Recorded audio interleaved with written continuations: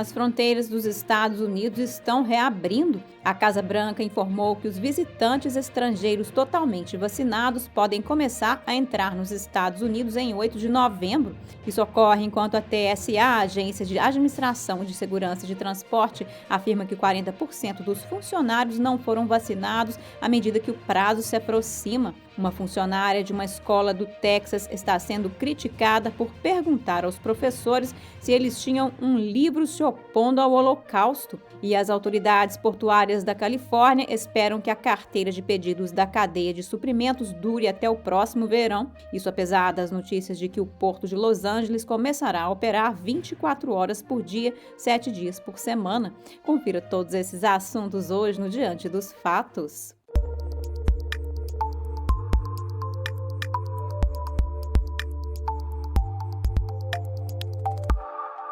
A Casa Branca informou que os visitantes estrangeiros totalmente vacinados podem começar a viajar para os Estados Unidos no dia 8 de novembro.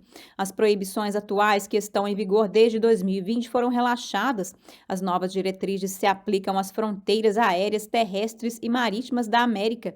Um funcionário da Casa Branca disse que mais detalhes virão em breve sobre exceções limitadas e sobre quais vacinas Covid-19 serão aceitas. As regras provavelmente serão semelhantes ao que os Centros de Controle de Prevenção de Doenças já disseram às companhias aéreas. Eles disseram que as vacinas aceitas para viagens aéreas incluem aquelas aprovadas para uso nos Estados Unidos e aquelas da lista de uso de emergência da Organização Mundial de Saúde. A Administração de Segurança de Transporte informou que 40% de seus trabalhadores não foram vacinados e que o prazo está se aproximando. Eles precisam estar totalmente vacinados até 22 de novembro, pouco antes do período de ação de graças. O tempo está passando, pois levam semanas para que as doses façam efeito. Mesmo com a vacina de dose única da Johnson & Johnson, os funcionários teriam que tomar a injeção até o dia 8 de novembro. A Administração de Segurança de Transporte informou que a agência está criando planos de contingência para o caso de falta de pessoal. Agora vamos para a capital americana. O presidente Biden sancionou o aumento do limite da dívida sob a forma de lei. Por enquanto, os Estados Unidos continuarão cumprindo suas obrigações, mas os legisladores terão que rever a questão no final do ano, quando eles também estarão trabalhando para aprovar um projeto de lei de financiamento federal para evitar uma paralisação do governo. E o que acontecerá com o gargalo da cadeia de abastecimento? As autoridades portuárias da Califórnia esperam que a carteira de pedidos da cadeia de suprimentos dure até o próximo verão, apesar das notícias de que o porto de Los Angeles começará a operar 24 horas por dia, 7 dias por semana. O vice-diretor executivo do porto de Long Beach disse ao Epoch Times: "Acho que chegaremos ao verão de 2022 até que tenhamos liberado todos os 60 navios. Claro, se tomarmos algumas medidas agora e todos na cadeia de abastecimento começarem a expandir suas horas de operação, vamos chegar lá mais cedo." Outros problemas da cadeia de suprimentos incluem falta de caminhoneiros, escassez de equipamentos para movimentação de containers e falta de espaço para colocar tudo isso. Os armazéns de Los Angeles registraram uma baixa taxa de desocupação recorde de 1% no terceiro trimestre. O especialista marítimo Sal Mercogliano disse que abordar uma das pontas da cadeia não resolverá o problema. Isso inclui lidar com a escassez de caminhoneiros e fazer com que os varejistas aumentem suas operações de recebimento. A Reuters relatou que há mais de 60 navios no porto de Los Angeles e Long Beach, esperando para descarregar cerca de 500 mil containers. E outros 25 navios estão programados para chegar na próxima semana. Por falar em questões de cadeia de abastecimento, o que dizer da inflação?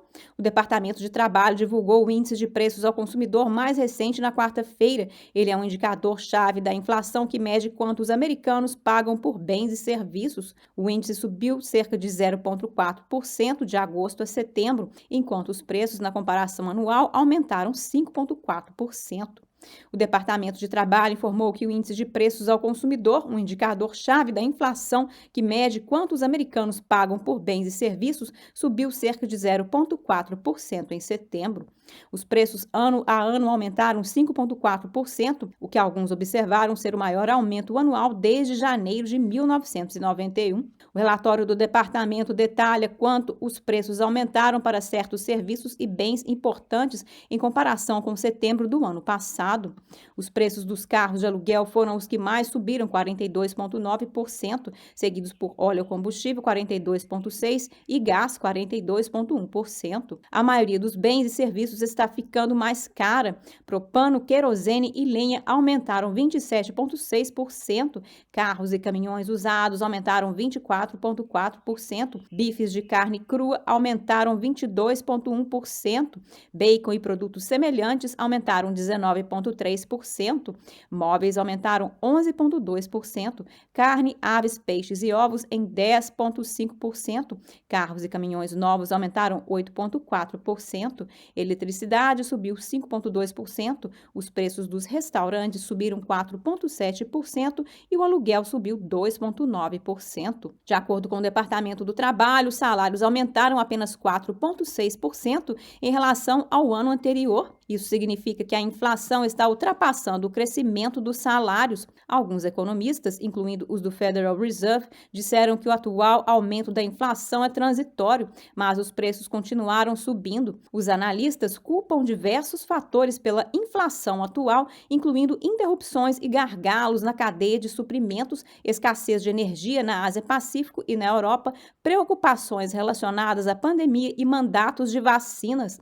A Casa Branca prometeu na quarta-feira tentar aliviar os problemas da cadeia de abastecimento, mas na quarta-feira o governo Biden emitiu uma série de declarações, comunicados à imprensa e anúncios de que a Casa Branca tentará aliviar os problemas da cadeia de suprimentos, pedindo a empresas de transporte como FedEx e UPS que dediquem mais turnos para lidar com os gargalos. Agora vamos nos voltar para um tópico de controvérsia. Uma funcionária de uma escola no Texas está sendo criticada por ter perguntado aos professores se eles tinham um livro sobre o Holocausto e que eles também deveriam ter um livro que se oponha à documentação histórica do mesmo. A diretora executiva do currículo de um distrito escolar suburbano do Dallas fez o comentário em uma sessão de treinamento para professores do ensino fundamental.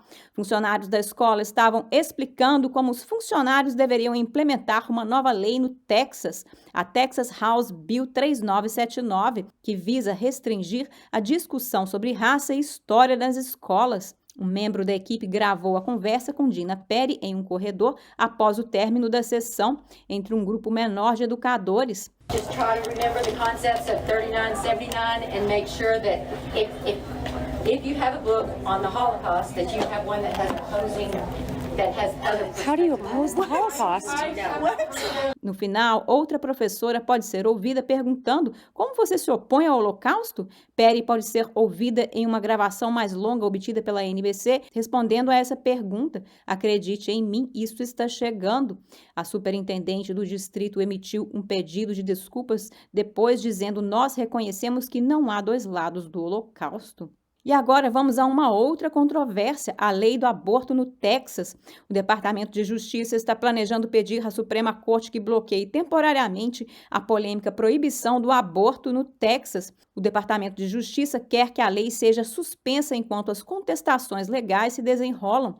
Isso aconteceu depois que um tribunal federal de apelações decidiu na quinta-feira que a proibição poderia permanecer em vigor depois que um tribunal distrital a bloqueou temporariamente. A lei proíbe a maioria dos abortos depois de 6 semanas e também permite que cidadãos processem provedores ou qualquer pessoa que ajude uma mulher a fazer o procedimento. Os juízes conservadores se recusaram anteriormente a agir sobre a legislação do Texas. O Departamento de Justiça não disse quando fará uma petição formal no tribunal. Enquanto isso, milhões de famílias americanas estão prestes a receber seu quarto pagamento de crédito tributário infantil aprimorado. O IRS, o órgão responsável pelo imposto de renda americano, informou que estaria enviando cheques no valor médio de $428 na sexta-feira. O pacote de alívio do coronavírus de março está tornando o crédito totalmente reembolsável. Pesquisadores da Universidade de Colômbia acreditam que os primeiros 2 pagamentos tiraram mais de 3 milhões de crianças da pobreza, mas o IRS informou que é difícil conseguir cheques para famílias de baixa renda que não declararam impostos em 2019 e 2020. 2020. E uma atualização sobre o tenente-coronel Stuart Scheller. O juiz do Corpo de Fuzileiros Navais dos Estados Unidos, Glenn Hines, determinou $5.000 em pagamentos para Scheller. Ele também ordenou uma carta de reprimenda pelas críticas de Scheller sobre como os oficiais militares de alto escalão lidaram com a retirada dos Estados Unidos no Afeganistão. Agora cabe ao secretário da Marinha decidir se Scheller receberá uma dispensa honrosa ou uma dispensa geral em condições honrosas. O advogado de defesa de Scheller acha que a sentença foi justa. De acordo com os relatos da mídia, ele disse que o juiz Hines criticou a conduta do governo, inclusive por vazar documentos do caso sobre Scheller. O juiz disse que não é papel do tribunal investigar o vazamento, mas que deve haver uma investigação sobre o assunto. Ele acrescentou que Scheller não comentará o assunto até que sua dispensa seja processada. Enquanto Scheller se declarou culpado de todas as acusações, ele continuou a exigir responsabilização. Ele disse: acredito que os oficiais generais demonstraram que são incapazes ou não querem se responsabilizar. Como resultado, acredito que uma mudança fundamental precisa ocorrer nas Forças Armadas, acrescentando: estou sendo responsabilizado por minhas ações. Os oficiais gerais devem ser responsabilizados por suas falhas. Ele continuou dizendo que não foi acusado de fazer declarações falsas porque tudo o que ele disse era verdade.